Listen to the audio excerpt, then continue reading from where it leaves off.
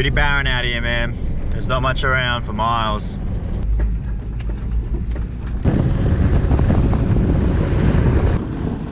Look, there's a turtle already. He is already in the wrong place. Can you guys see him?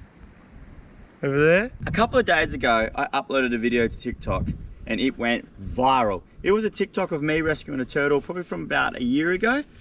And it made me realize that I never really explained properly to the people that didn't understand what was really going on with the turtle rescue, why it was out here, what kind of turtle it was, the dangers, why turtles do get stranded, why so many die out here.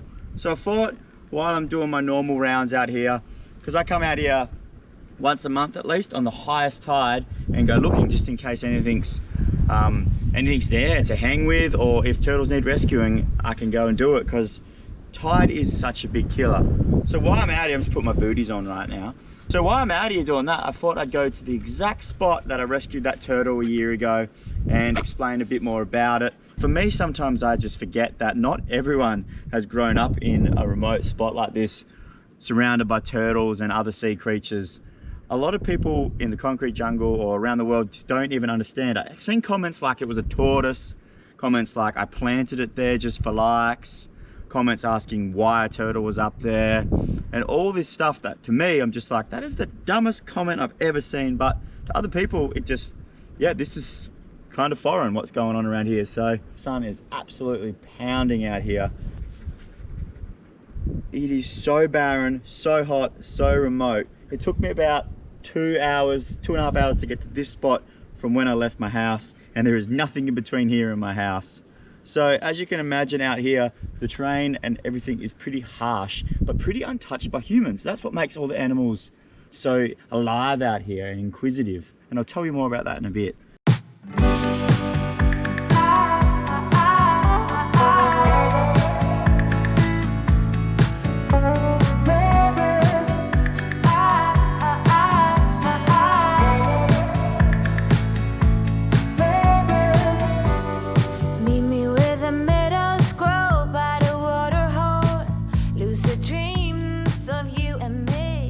Okay, straight off you get. Come on. Go on, big jump. Oh, look at this big crab hole here. Whoa. All right, let's start our adventure, huh, Strider? So basically, right now, this time right now, high tide's in about 1 hour. And it is a big tide, but it's about 3 days after the spring, after the king tide, which it would rise a lot higher than any other tide. There's only 1 or 2 of these big tides, a huge high and a huge low. At this point in time, it's still high, so we've got another hour of movement. A normal tide, right here, there'd be no water. Up where I've parked my ski is where the bank would start, and this would all be bone dry. So the last 3 or 4 days, tide has been coming, ripping up here and over the bank. And it comes all the way up, and there's these huge barren mudflats that I'll show you in about 5 seconds. See all this? This is normally out of the water, and it can be for 14 days minimum. Hey, you need to relax, okay? Oh, man. Take a look around, guys. So what happens is that you've seen the turtle when we first rock up. They can't help themselves, and what they do, they come up over the bank and they push in with the tide as it moves in, and they go all the way up to 1 kilometre inland away from the actual banks of the river system.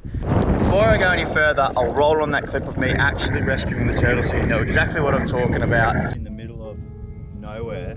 We thought it was dead, but it's still alive, so you're not meant to touch turtles. But we're gonna grab it and run it to the water and see if we can let it go. I'm not sure what sort of condition it is in. Oh, jeez, he's hot. Yeah, all right, let's go.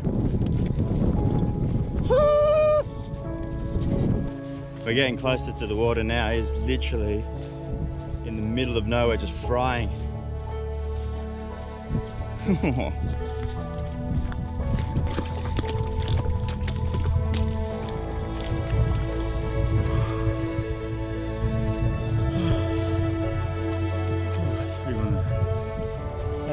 Oh yeah. my estimate of that was about 15 to 20 kilos, that turtle. They're heavy little dense buggers. So it's a young turtle, and that's predominantly what I see around these ecosystems here. Young turtles. That species don't normally hang out in the deep blue, but they do hang around the coral reefs and out in open water. They come and hang around in these ecosystems because there's not many predators for them. The only real predator in these ecosystems is bull sharks and tiger sharks. But there's so much food for them that they're pretty much, the tide is the only killer that'll get them. What those young turtles do is they come up the tide and they feed on all the stuff that's easy. They also come up in here and they eat the mango leaves. Other things that bring them up is obviously they're dumb young turtles. They're very inquisitive, just like human beings. Like, remember when you were a teenager, everything just that you weren't allowed to do just lured you in there. You knew it was wrong, but you couldn't, you just had to keep going. How do the turtles get stuck? So as quick as the tide comes up, it goes down quicker, and then they are stuck. And the tide differentiates every time. It gets smaller and smaller or bigger and bigger. So that most unlucky turtle that decides to go exploring up here on the highest high of tides and gets stranded, that tide will literally leave meters at a time, faster than a turtle can swim with his belly rubbing on the mud, and leave him stranded. Within minutes, he can be high and dry. I'll roll on some clips of some unfortunate turtles that didn't make it. Not just small turtles, man. This is a monster turtle skull. Oh, wow. All right, guys. What we've got here is the remains of a sea turtle. This can be the result of huge tide movements in it.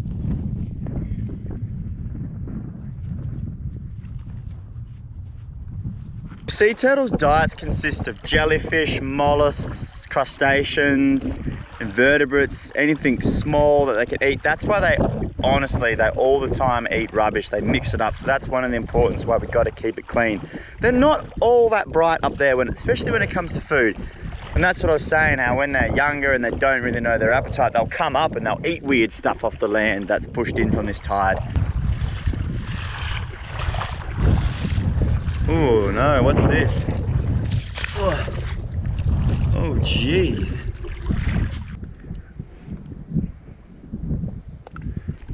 Doesn't have a paddle tail or anything like that. Is this just a normal snake that's been, I think he's drowned.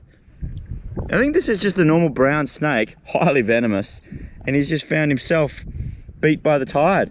So there you go. Oh, sorry mate. So there you go. Not only does it kill, it kills normal snakes as well. Jeez, that's the first time I've seen that. I thought it was a sea snake. I've been walking for a long time now, and as you can see, it's almost it's almost a foot deep here, and this is meant to be bone dry. I'm a long way from any main river source or main ocean water. This is up on the flats right now, and now you guys hopefully be able to see why the silly buggers come up here. Strider! Strider! Oi! Come here! I'm almost at the exact location of where we found that turtle. This is probably one of the most important things, and I really need to discuss with you guys, is that turtles and other animals aren't meant to be touched. They're not meant to be disturbed. I'll roll on a clip right now and show you what I mean. I'm sorry about the audio, the wind was absolutely blasting, but I found a turtle and he wasn't doing too well, but in 4 or 5 hours that would have been, you know, titty height again, deep as 1 meter high, so he would have been fine. He was not in stress, so I just made sure he was alive because he looked dead at the start, and then I left him. I made a decision. What the hell?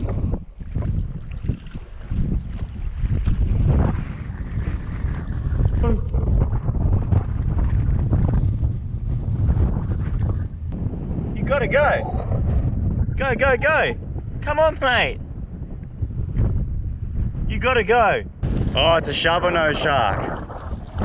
Jeez, he's a long way from home. Look. What are you doing? You be careful, mate. You be careful. In half an hour, it's gonna be dry. Oh, Strider's seen it. Don't you even think about it. I actually just seen a fish come up and hide into some of these. Look, there's a fish right there. He just hid in a bush. That's a tree. It's not even meant to be in the water. He just hid under here. There, look where, there he goes. Look at this. So this fruit here, see that fruit there? I reckon that's a part of a turtle's diet. Like that is just, they are herbivores as well. So that is just like that's like a piece of candy for a turtle, I reckon.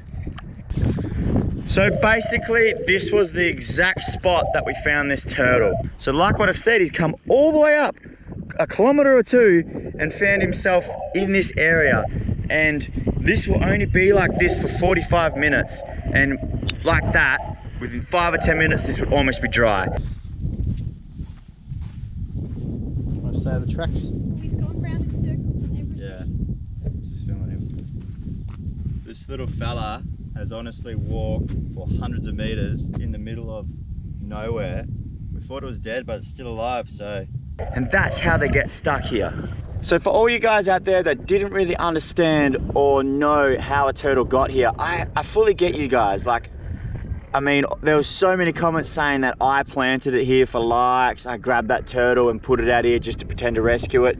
No, I didn't. I genuinely love turtles. I genuinely enjoy being out here in the element with no other humans around doing my thing. More than anything, really, this is what we do. And I've been doing it since I was a kid.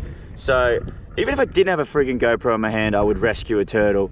I just wanted to raise some more awareness and let people out there know that we got to look after what we got.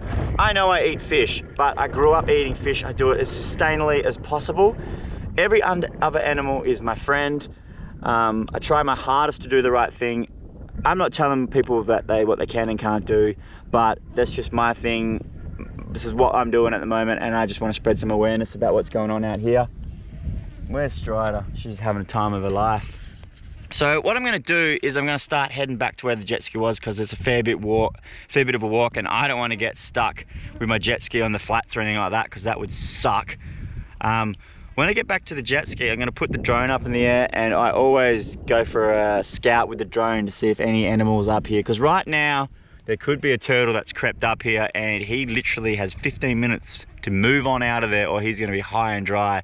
And after this tide today, it ain't coming up this high again. So I'll come back in a few days, obviously, and check to see again if there's anything out here.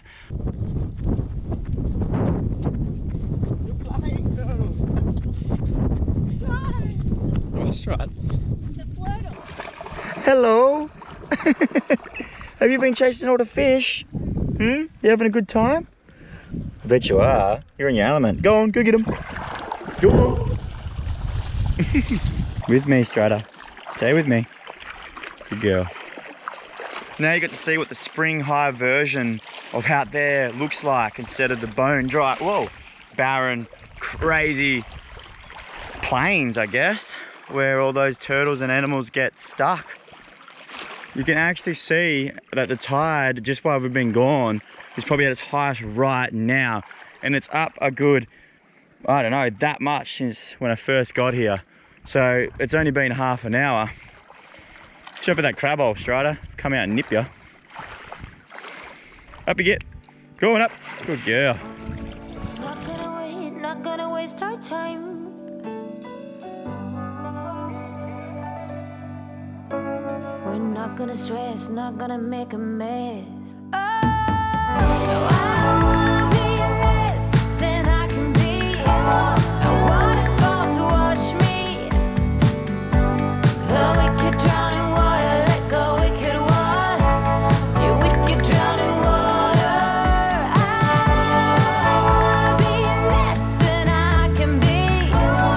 Waterfalls to wash me and cleanse me. The wicked drown in water, let go wicked water.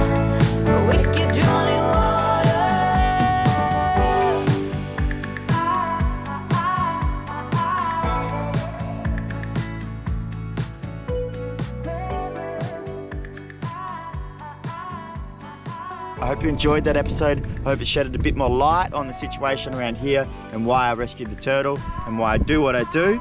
And I'll see you guys in a couple of days. Oh, before I go, a couple of nights ago, me and Brinkley actually were back out here and we just went for a nighttime look for sea snakes. I found a big old mud crab and I'll roll in those clips right now. I'll see you in a few I'll see you in a few days, guys. Ah! I just ran a marathon to get my crab scoop because me and Brinkley were just cruising along looking for sea snakes and stuff, and I found the world's biggest mud crab, I think. So I'm gonna try and grab it, but I only have one chance because it's right next to deep water. So hopefully it's still there.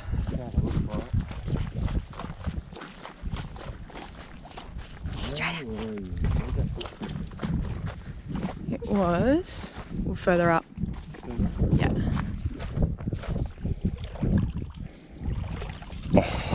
Oh.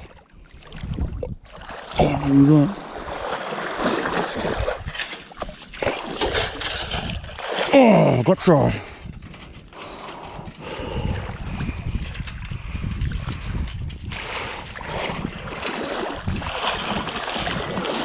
Got a mud crab. All right, there we go. I found him. He's huge. He's missing a nipper. He might have been in a battle recently, but that nipper is actually so big. So. That's like bigger than my hand, pretty much. Oh wow! Since I caught that tuna the other day, I don't actually need any more meat, so this guy's gonna go back into the drink. I just wanted to get it out and show you guys. Normally if I had no food at home, I'd be taking him back with me, but he's very lucky tonight, aren't you, fella? He's a male, you can tell by the shape of his thingo there. Righto, let it go. Friend. See ya, mate. Oh, he worked. He's going for me. He's going for you. Oh, go. Lighter. Oh, he's so big, hey. So we've come across a sea snake and he's just going into every little groove looking for a feed. He's right up on the bank here for some reason. Going for a bit of an investigate.